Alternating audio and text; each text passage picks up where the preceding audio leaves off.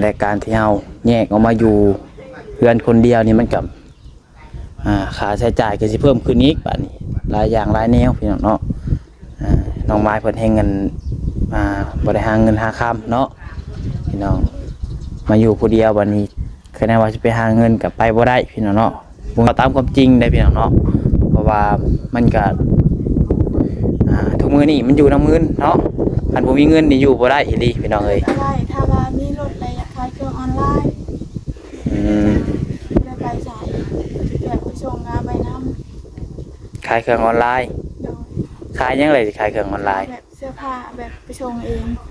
ขายเสื้อผ้าโดยเพราะว่าเคยขายอยู่ตะกี้ตอนท่านไปเฮ็ดงานอยากขายเสื้อผ้าออนไลน์โดยแต่ว่าอยากได้รถจักคันหนึงบ่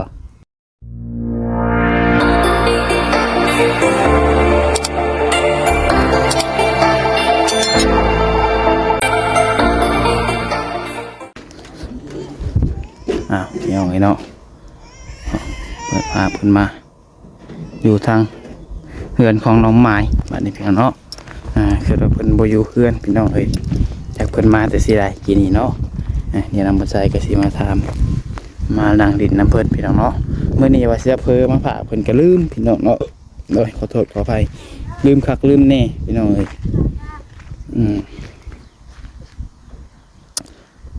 พาออกมานี่พี่น้องมื้อนี้เนาะเลยตั้งใจว่าสิเอามาให้แต่เพิ่นลืมเดี๋ยวมื้อหน้าพี่น้องเอ้ยเนาะพี่น้องก่อนอื่นเบิดกราบทักทายสบายดีสวัสดีพ่อแม่พี่น้อง FC เบิดสุขูสุคนเบิดสมองสุบอนเด้อพี่น้องเด้อว่าสิอยู่ฝั่งลาวฝั่งไทยแล้วก็อยู่ทางต่างประเทศพี่น้องเนาะก็ยินดีต้อนรับเข้าสู่ช่อง YouTube น้องพัดไซชาแนลอีกแล้วพี่น้องเนาะมาเบิ่งน้องไม้เพิ่นเฮ็ดหยังพี่น้องนี่เนาะเลยสักเครื่องบ่คือเราไปอยู่เพื่อนสะดอกมาดิมาใช้กินนี่ก็มาไปซื้อขนมไว้น้ำเสียบาทมาอื่นไม่ได้ออกไปอะไรไปซื้อไว้กินนี่ออกไปซื้อขนมบ่หมื่นวันซินบ่หมื่นนี่โดยเอาใส่ได้พี่น้องไปเบิ่งว่าปฏิสองปฏิทินเฮ็ดเวียกจนลืมมื้อลืมวันเนาะวันซินลงคือกันแล้วทางนี้จ้ะเนาะ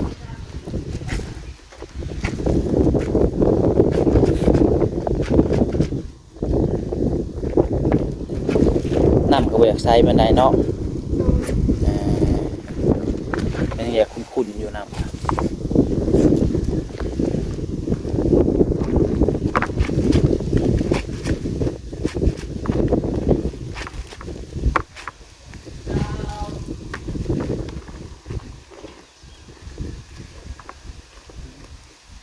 น้องหินบ่อยู่บ่น้องหินมันน้องหินเมื่อหาพอแล้วพออะไรเมื่อตั้งแต่มื้อใดเมื่อวานนี้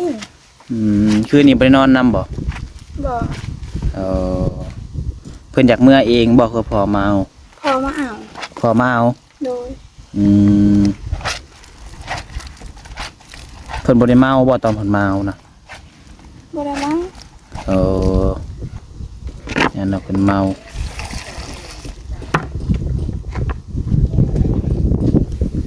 แย่งน้ำคือไหลลงบ่นี่อันนี้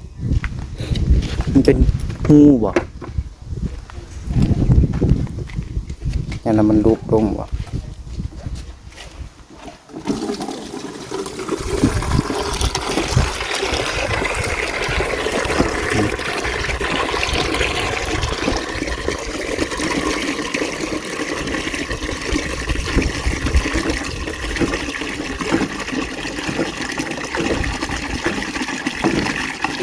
มันขุด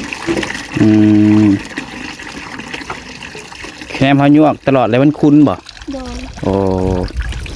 คันนั้นยวกทั่วเลยเทื่อหนึ่งแหลมไซ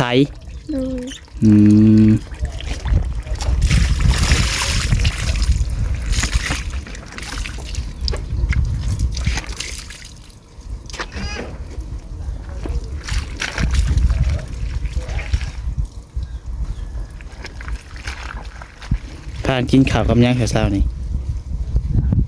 กินปลาทู ปลาทู โดย อืมเพิ่นมาแปลงให้แล้วบอกก่อนว่าจัง แปลงแล้ว นอนรับอยู่บ่สักคืนนี่ รับ รับคักปันยัง โดย ไม่ได้ฟันยังบ่ ไม่ได้ผ่าน แม่ว่าฟันตัวเด็ดนอนเทือนเดินใหม่เนาะมือเลขออกเลยนี่พี่น้องเลขลาวได้เหมือน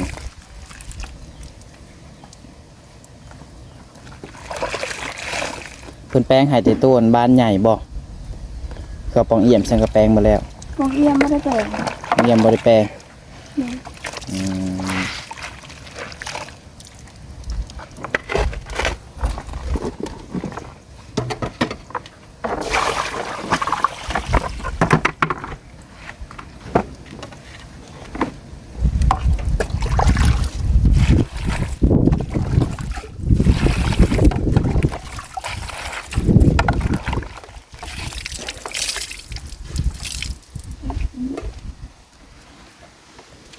เลยเนาะผมมี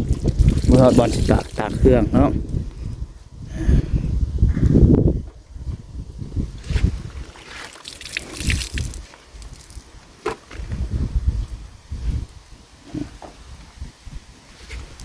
ให้เป็นจักเครื่องก่อนพี่น้องเนาะจักเครื่องแล้วมานั่งลงมาเปิดพี่น้องเลย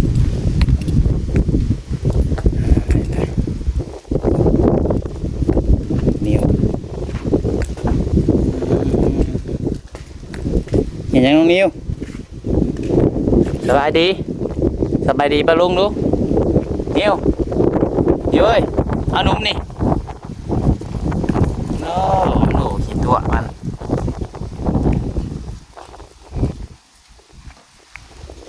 สบายดีปะลุงเห็นยังอะนะฮะงัวนิวโตเห็นยังอะนะฮะสบายดีดูถูยะสบายดีปะลุงถูเลยไหมถูยะสบายดีปะลุง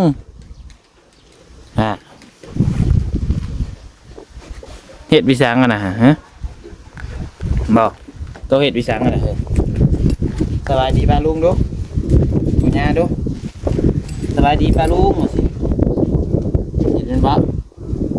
สบายดีปะลุงสบายดี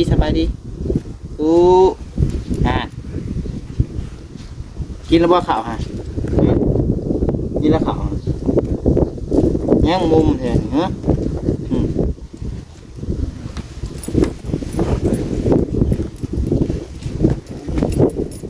หามหลิมกระลิ้นเนาะดังให้ย่างไผ่น้องไม้ ดังหนึ่งข่าว สิหนึ่งข้าว โดย ยังไม่ได้หนึ่งข้าวอยู่บ่ พี่เจ้านี่ต้มข่าวให้น้องแมวซื้อ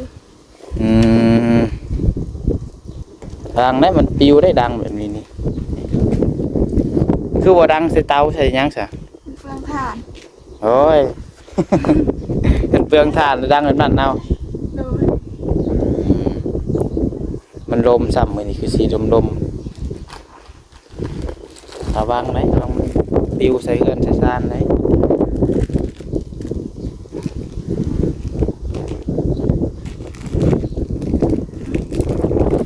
ยันเปลืองถ่านแล้วเอาไม้เอาหนึ่งเขากัน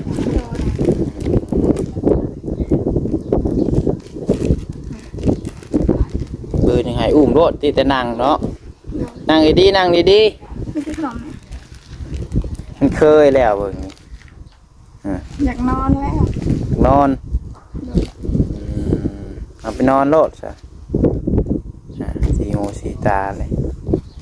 สิหายบ่นะผมเบะเลยสิหายบ่นี่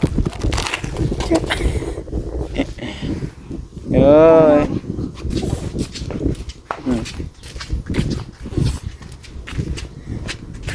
แดดนั้นบ่ส่องบ่ฮอดบ่ ดูกุ้งให้เด็ก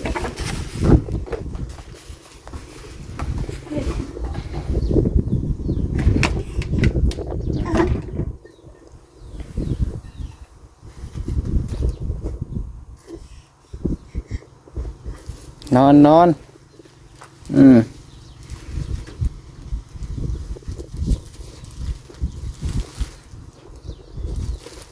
เนี่ยพี่น้องเนาะกัน2แม่ลูกเอามาอยู่2แม่ลูกแล้วพี่น้องพอน้องหินมันก็เมื่ออยู่น้ำพอแล้วพี่น้องเอ้ยนี่ตามภาษาเด็กน้อยเลยเนาะเที่ยวมาเที่ยวเมื่อ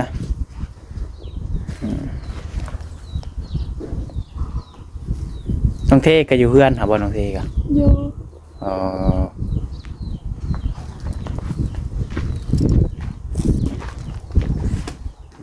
นอนเดี๋ยวนี้เด้อแล้วคือบัวไปเรียนเรื่องแต่เขายังบริหนึ่งบ่ โดยจะมาก่อนน้องนึงรับ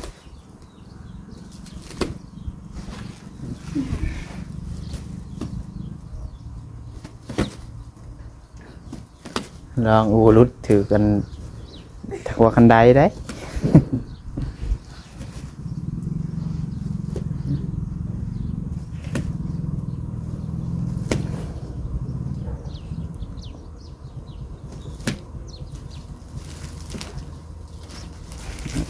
ไว้ชงเอาหมา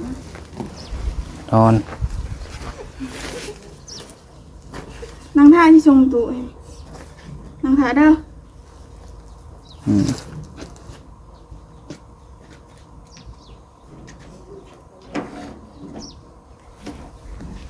นอนแล้วเนาะเฮ้ย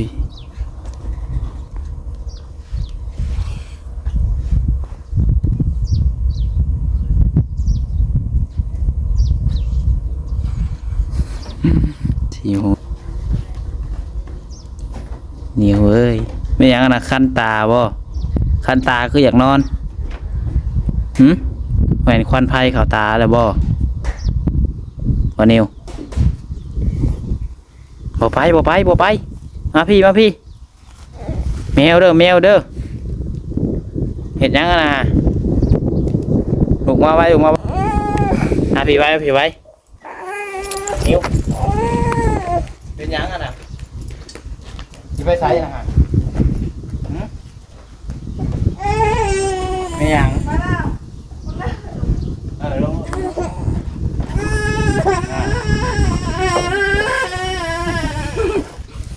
ช่างมันเป็นอะไรนั่นฉันบิดนอนเลย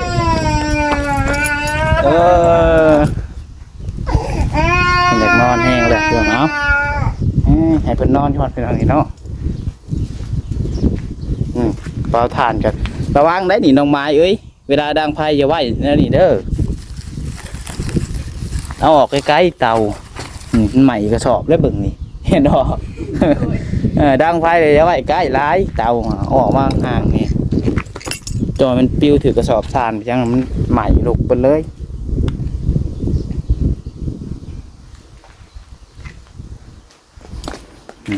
เนาะ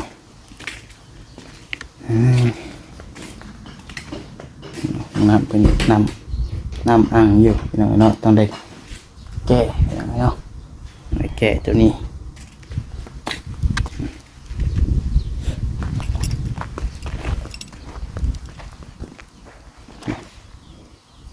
อินบ็อกก็ยังเหลืออยู่พี่น้องเนาะ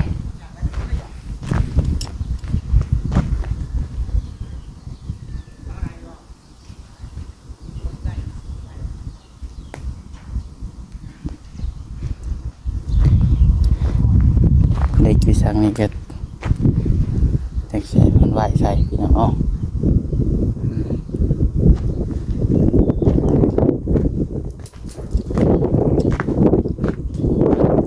ดินหน่อไม้จักคาใดเลยพี่น้องจนลืมเนาะ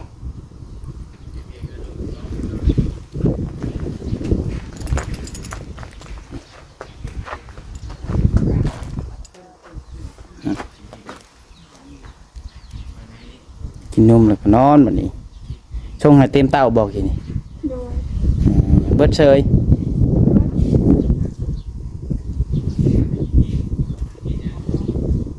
กินแต่เมื่อคืนนี่ก็ได้แต่ยาอยากให้กินน้ำตาลแน่เพราะว่าจะแบบมีเงินชื่ออยากให้ออก จะให้ออกนมแล้ว โดย เ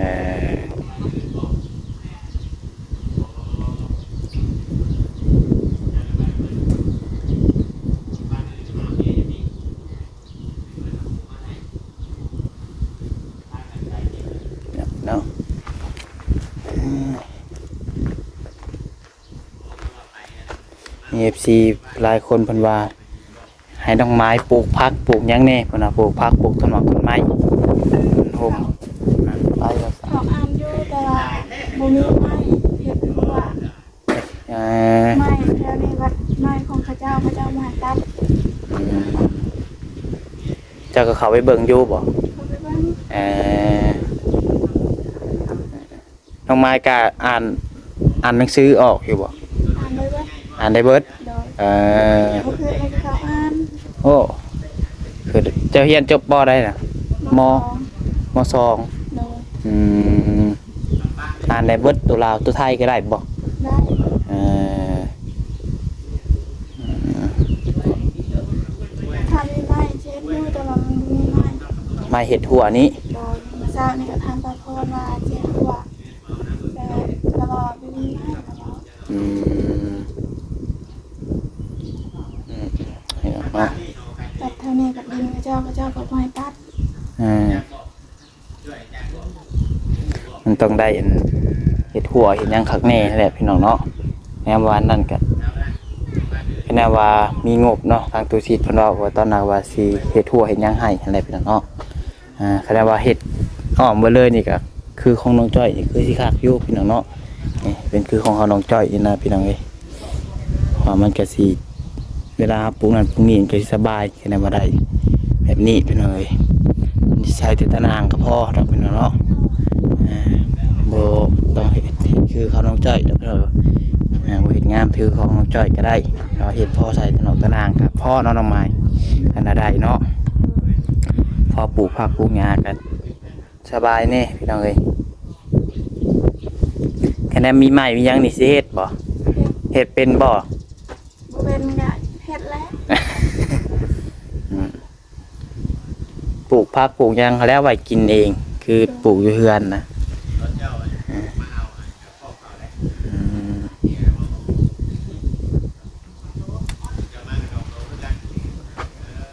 เวลานอนก็เปิดไฟนอนบ่คืนนี่กะ พักสิรับและปิดไผ อ๋อยันเราเปิดไว้เบิดคืนเลยเพเปิด ราะ ประตูตารางหมดคืน แต่ว่าทางเทิงนี่ปิดบัดสินอนเนาะเพราะว่าบางคนหน่อยบางคนย่านนี่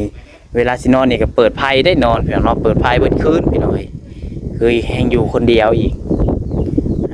อยู่คนเดียวแฮงว้าวบางคนพี่น้องเนาะบางคนก็กันเปิดไฟเลยนอนบ่หลับเนาะ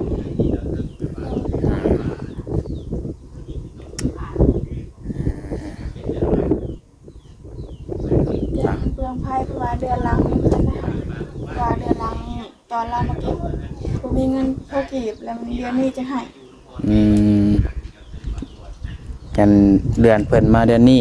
โดย รายการที่เฮาแยกออกมาอยู่เพื่อนคนเดียวนี่มันกับค่าใช้จ่ายก็สิเพิ่มขึ้นอีกบัดนี้หลายอย่างหลายแนวพี่น้องเนาะน้องไม้เพิ่นให้เงินบ่ได้หาเงินหาค่ำเนาะพี่น้องมาอยู่ผู้เดียวบัดนี้คะแนนว่าสิไปหาเงินก็ไปบ่ได้พี่น้องเนาะบ่มีคนเบิ่งน้องนิ้วมันไปหาเงินก็แต่ว่าเฮ็ดเวียกตามเฮือนตามซ่านนี่ปลูกผักปลูกหญ้านี่แหละพี่น้องเนาะแต่ละเดือนมาบ่จักค่าไผบ่จักค่านั่นค่านี่เนาะหลายอย่างหลายแนวพี่น้องเอ้ยการที่เฮามาอยู่คนเดียวนี่ก็ได้คะแนนว่าบ่มีผู้รักผู้ใหญ่ซอยตลอดนี่ก็จักสิอยู่ได้สำไรแล้วเนาะว่าอันนี้เว้าตามความจริงได้พี่น้องเนาะเพราะว่ามันก็ทุกมื้อนี่มันอยู่นำเงินเนาะคันบ่มีเงินนี่อยู่บ่ได้อีหลีพี่น้องเอ้ย อะไรถ้าว่ามีรถอะไรอยากขายเครื่องออนไลน์ได้ไปสายแบบไปส่งงานไปนำ ขายเครื่องออนไลน์ โดย ขายยังไงขายเครื่องออนไลน์ แบบเสื้อผ้าแบบไปส่งเอง ขายเสื้อผ้า โดยเพราะว่าเคยขายอยู่ตะกี้ตอนท่านไปเฮ็ดงาน อยากขายเสื้อผ้าออนไลน์ โดย แต่ว่าอยากได้รถจักคันหนึงบ่ โดย เวลาไปส่งมันก็จังสบายแน่เนาะ โดย เพราะว่าคันขายกับคันบ่มีรถกันให้เขามาหามาฮอดคือกันก็ส่วนน้อยเนาะเฮาก็ ต้องบางเทื่อลูกค้าอยู่ต่างแข้งนั่นนี่เขาก็ต้องได้ออกไปผ่าเครื่องให้เพิ่นแม่นบ่โทรศัพท์ไม่ได้จะใส่ของไผโทรศัพท์นั่นนี่ แปลงโทรศัพท์ตัวเก่า ใส่แปลงตัวเก่า โดย อ๋อทุนขายเครื่องมีแล้วว่าจะทุน คอยขายไปเธอน้อย เออ พอมีอยู่ ตอนนี้พอมีอยู่เออเฮ็ดไปเนาะ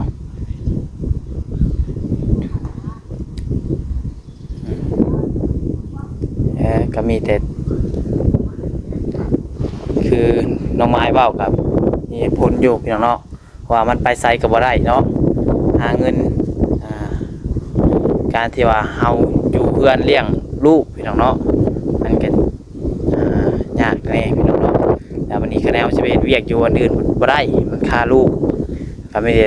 คือน้องไม้เบ้าอะไรพี่น้องเอ้ยคันว่าเพิ่นอยากขายคือเพิ่นอยากขายเครื่อง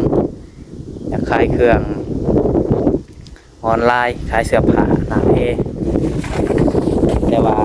ผมมีรถออกไปส่งให้เพิ่นนั่นนี่เนาะอันนั้นว่าขายกะคันสิยืมรถหมู่ยืมดำเถื่อดำใดได้อยู่เนาะ ยืมรายเทื่อแบบรักอายเกรงใจค่ะ ยืมหลายเถื่อกับผู้เจ้าของรถก็สิบ่อยากให้ยืมคือกันพี่น้องเนาะแบบห้วยมันก็หลายอย่างหลายแนวพี่น้องเนาะกับเฮาผู้ที่ยืมก็เกรงใจเพิ่นนำเนาะ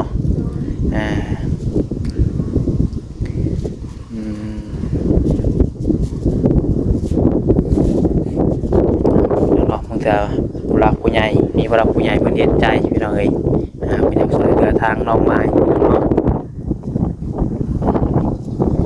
รถเก่ารถใหม่ก็ได้บ่คือตอนนี้นี่อยากได้รถอยากได้ยินสัตว์หรือบ่พี่น้องเสียงลมมื้อนี้อยู่เฮือนน้องไม้นี่เย็นพี่น้องเนาะเอาหูมาปลูกนอนอีกจักอันนี่ก็รักกลางเว้นนี่ก็อยู่ได้อยู่บ่ทางถึงกันนี่บ่ได้เนาะว่ากลางเว้นนี่คือช่วงยามนี่แห้งแล้วเลยเดือน4เดือน5นี่พี่น้องเอ้ยฮ้อนบ่ให้เว้าคันช่วงยามหนาวอยู่ได้อยู่ยามหนาวเนาะนอนรถมือก็ได้พี่น้องเอ้ยแถมยามฮ้อนนี่บ่ได้แฮมแฮงเปิดพัดลมแฮงๆพี่น้องเนาะคือน้องปัดไซก็ยังอยู่บ่ได้ยามฮ้อนแบบนี้นี่ต้องได้มานอนอยู่ตารางเอาในรายการเดียวพังไปพี่น้องเนาะเดี๋ยวมีผู้หลักผู้ใหญ่เพิ่นเห็นใจเพราะว่าทางเทพื้นนี่ก็ผู้ใหญ่ทางประสิทธิ์เพิ่นก็ว่ายังสิเทอยู่พี่น้องเนาะแต่ว่าถ้าทางผู้หลักผู้ใหญ่เพิ่นแล้วเวียกแล้วงานเพิ่นเนาะ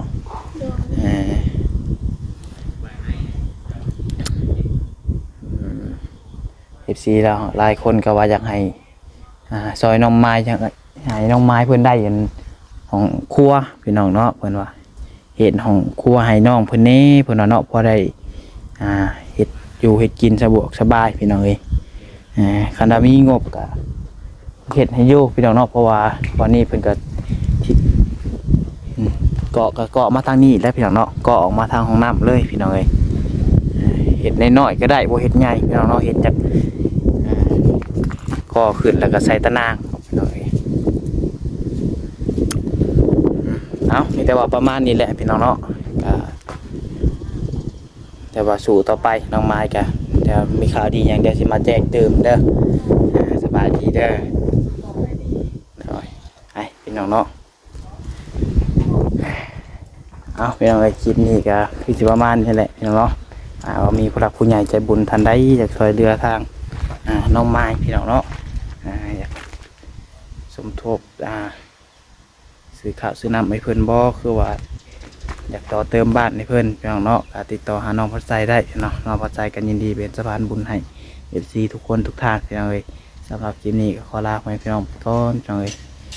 ขอบคุณพี่น้อง FC เบิดทุกคนที่เข้ามาชมเด้อพี่น้องเด้อผิดพลาดประการใดก็ต้องขอโทษขออภัยหลายขอกล่าวคำว่าสบายดี